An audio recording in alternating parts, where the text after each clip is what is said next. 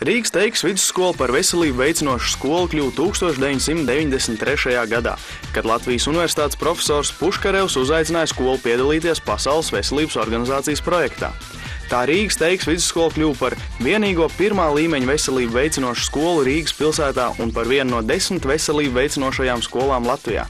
Šā projekta ietvaros skolotājiem bija iespēja apgūt dažādas jaunas mācību metodas un iegūt jaunas idejas. Rūpes par veselību – tas nenozīmē slimību. Veselība ir dinamiska un var mainīties. Lielā mērā veselība ir atkarīga no paša indivīda, viņa dzīvesveida.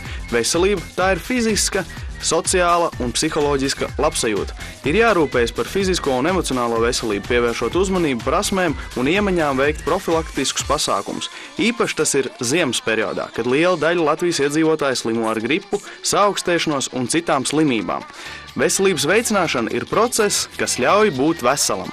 Pašu veselības izglītības ideju var salīdzināt ar veselības ziedu, kurš izaug no mazas sēkliņas un pēc tam izplaukst par skaistu ziedu.